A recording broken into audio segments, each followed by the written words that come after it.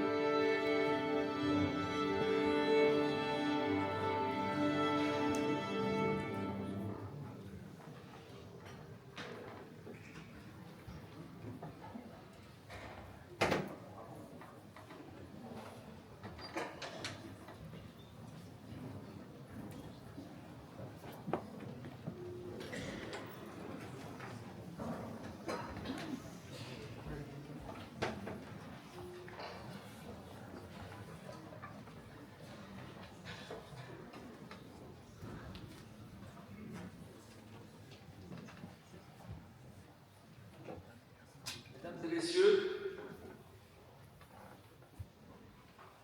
représentant la municipalité, les municipalités du département de la ville de Strasbourg, les représentants du Parlement européen, du Conseil de l'Europe, mesdames et messieurs les consuls, madame la consul, monsieur le consul en particulier, que j'ai eu l'occasion de saluer en arrivant, messieurs les représentants des religions, mesdames et messieurs les élus, chers amis, c'est avec une immense joie, une profonde émotion que nous vous accueillons dans cette grande synagogue ici ce soir. Émotion parce que un des précédents concerts de notre chorale sacré avec l'orchestre philharmonique Bouquet avait été initié par un ami de la communauté, un frère dans la communauté, qui s'appelait Blum, de mémoire bénie. Et vous comprendrez mon émotion en parlant de lui. Parce que si c'était un passionné de la liturgie, c'était également un amoureux du judaïsme alsacien, un amoureux de la liturgie rénale, qu'il a su transmettre avec joie aux gens autour de lui. La joie, effectivement, c'est de vous retrouver ici ce soir aussi nombreux et de voir que, à chaque fois que nous organisons un événement comme celui-ci, vous répondez nombreux présents. Ce concert a un caractère exceptionnel parce qu'il réunit effectivement la chorale de chant sacré de la synagogue de la paix à Strasbourg et l'orchestre philharmonique de la ville de Kiel. Ensemble, mesdames et messieurs, nous allons célébrer la beauté de la musique sacrée, unissant nos voix et nos cœurs dans un élan de fraternité et de partage. Ce programme, enrichi par les talents de nos solistes, le rabbin Isaac Wagner, notre Hazan David Gers, le soliste qui a fait ses premiers pas dans la chorale Le Chant Sacré, M. Michael Veil, et son président, Jonathan Blum, à la fois Hazan, aumônier militaire et, permettez-moi de le dire, un enfant de ces bancs qu'il fréquente, non pas avec assiduité, mais avec amour et avec plaisir. Et permettez-moi de le remercier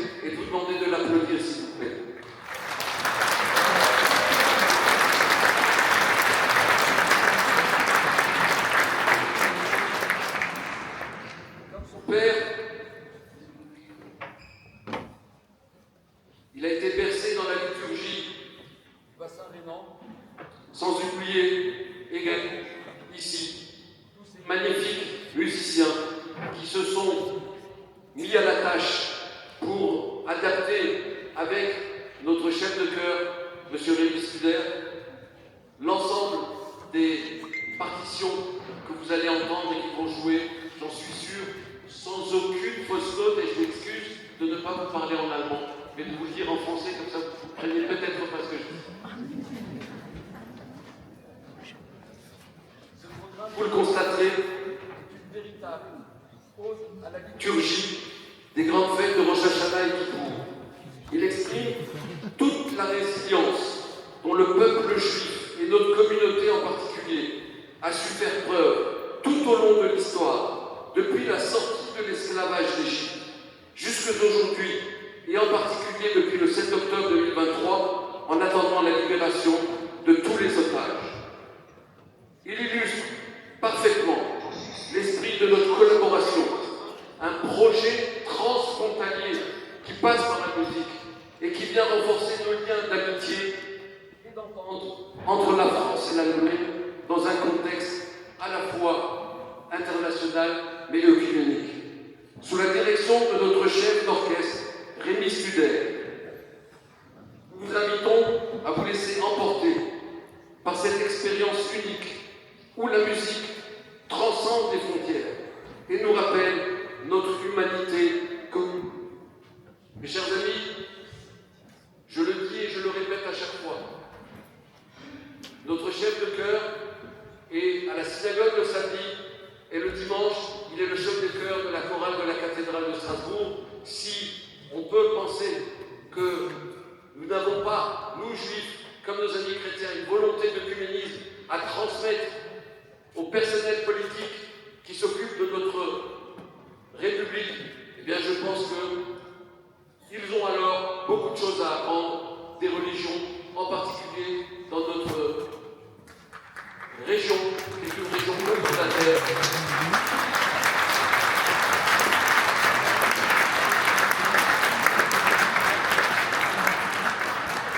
Une région concordataire où le consistoire israélien du Bas-Rhin, en dehors de rencontrer les ambassadeurs de France, des États-Unis, du Portugal, a la joie de voir toujours avec nous le représentant du consulat du Maroc et je vous souhaite à tous ici présents une très bonne soirée et j'espère que notre ami pourra, pendant le concert, rompre tranquillement son jeûne de Ramadan aujourd'hui.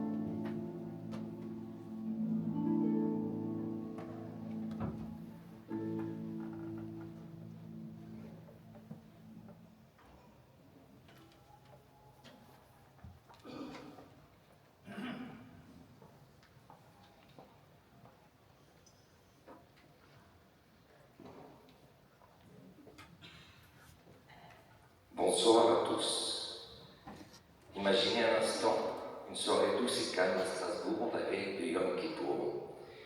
Dans les foyers juifs alsaciens, les tables sont encore marquées par le relief d'un repas abondant, le dernier avant le jeûne.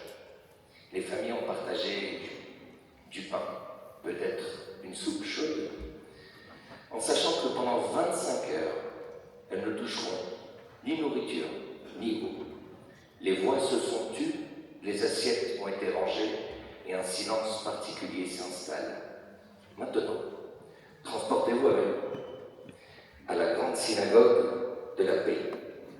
Le soleil décline à l'horizon, jetant une lumière dorée sur les vitraux, et les fidèles affluent lentement vêtus de blanc, symbole de pureté. Certains portent un châle de prière, un talit. Il y a une gravité dans leur pas, une attente dans leur regard. Ils savent qu'ils s'apprêtent à entrer dans la journée la plus sacrée de l'année, le Yom Kippour, le jour du grand pardon. Et c'est dans ce moment suspendu, juste avant que l'obscurité ne tombe, que résonne Kol Nidre. Cette déclaration chantée, tous les vœux en araméen. Elle ouvre la liturgie de Yom Kippour avec une solennité qui saisit l'âme. Ce soir, ici, avec la chorale, le chant sacré et le Keller Kammerorchester, nous allons revivre cet instant, magnifié par des voix et des cordes qui portent des siècles de tradition alsacienne. Dans cette synagogue, baignée par les dernières lueurs du jour, alors que les fidèles se tiennent debout, souvent silencieux, le Kol Nidre commence à résonner. Et ce n'est pas une prière au sens classique, mais une déclaration solennelle qui demande l'annulation des vœux devant l'Éternel, non pas pour fuir ses responsabilités, mais pour entrer dans ce jour sacré avec une conscience purifiée. Elle est répétée 3 fois, avec une intensité croissante comme un écho qui grandit dans le cœur. Sa mélodie, simple mais poignante, commence doucement, presque comme une plainte. J'attends que le micro il va bien bosser. Avant de s'élever en un cri plein d'espoir. C'est un moment où le temps semble s'arrêter, où chacun se regarde intérieurement, prêt à affronter les 25 heures de jeûne et de prière qui suivront. En Alsace, terre de tradition ashkénaze, le Kol Nidre est un pilier de la liturgie, chanté dans des synagogues comme celle de la Paix à Strasbourg, où la chorale, le chant sacré, le perpétue encore aujourd'hui. Ce soir, cette tradition prend une couleur unique. Elle est interprétée en solo par notre ami Jackie Wakni, un artiste d'origine séfarade, dont la voix puissante et émouvante apporte une nuance particulière à ce chant ashkénaze. Né dans une tradition juive du Sud riche de mélodies vibrantes et chaleureuses, Jackie tisse un pont entre ces deux mondes, accompagné par les 30 chanteurs de la chorale et l'orchestre. Et ce n'est pas tout. Derrière cette harmonie symphonique, il y a le talent de Rémi Studer, chef d'orchestre.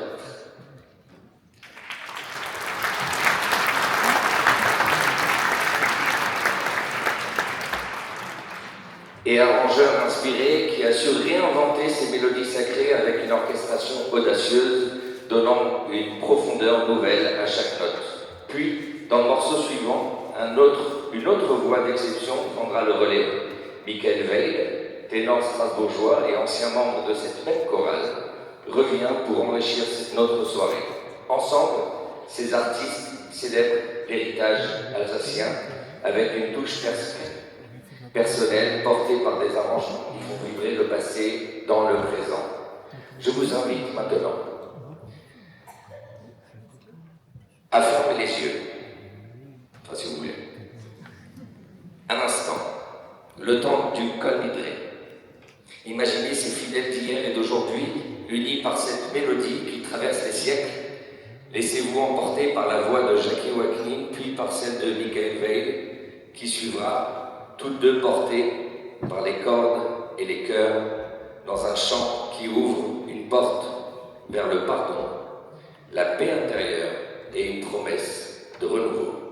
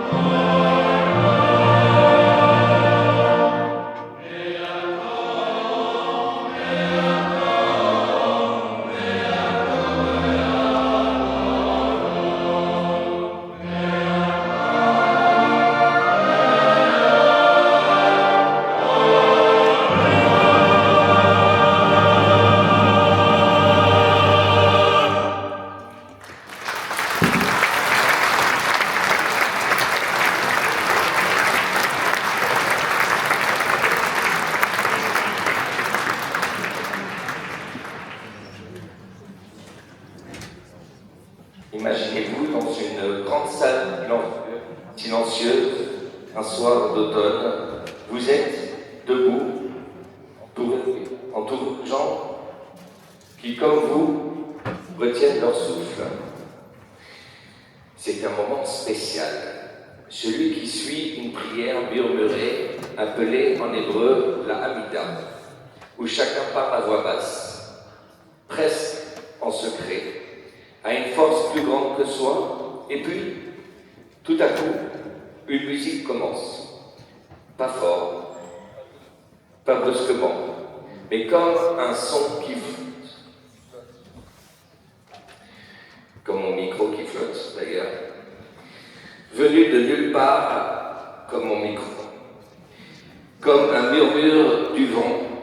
C'est le Ya'ale Hanonenu. Ce nom en hébreu qui veut dire que cela montre nos supplications. C'est une façon de demander quelque chose de très important, un pardon, une paix intérieure, mais pas avec des mots criés. C'est une prière douce qui grandit peu à peu, comme si elle portait du fond du cœur pour s'envoler vers le ciel. Dans la tradition juive, elle arrive le jour de Yom Kippour, une journée où l'on ne mange pas, où l'on réfléchit à ce qu'on a fait de bien et de mal, et où l'on essaye de repartir du bon pied. On dirait une voix qui vient de loin, peut-être de nos pensées les plus cachées, et qui devient plus forte, plus claire, comme si elle portait dans tous nos espoirs ensemble.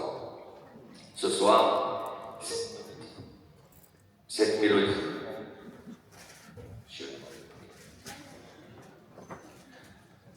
Ce soir, cette mélodie prend une vie de manière unique. Elle est interprétée en solo par Emmanuel Geisman, dont la voix pure et vibrante capture cette montée douce et puissante, soutenue par la chorale et l'orchestre.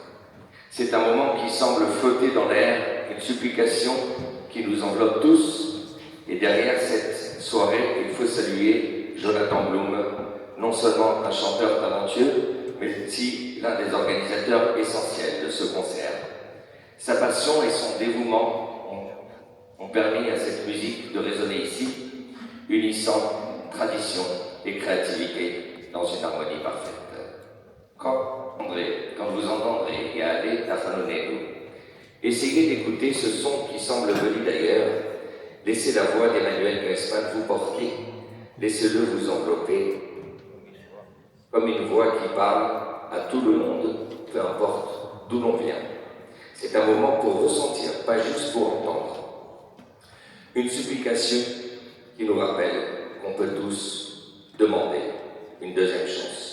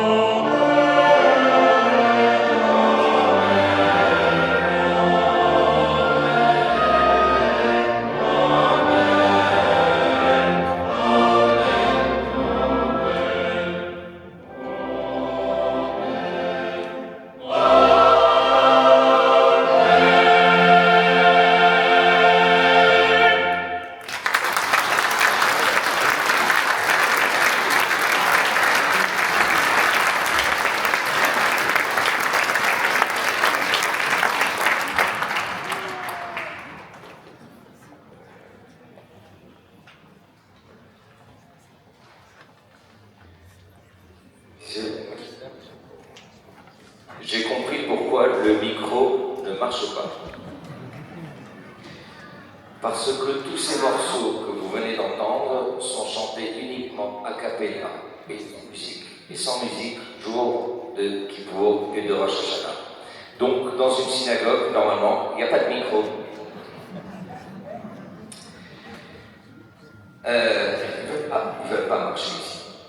D'ailleurs, vous voyez, cette voix extraordinaire de cantor, il n'y a pas d'amplificateur de voix, donc c'est sa voix naturelle. J'en profite pour vous inviter le 17 mars à 18h30 au Café Brandt pour le Café Shalom, qui est organisé par le rabbin Ariel Rebico, qui est juste ici, et ça portera sur une discussion commune entre le rabbin et le chef d'orchestre que vous avez ici, Rémi Studer.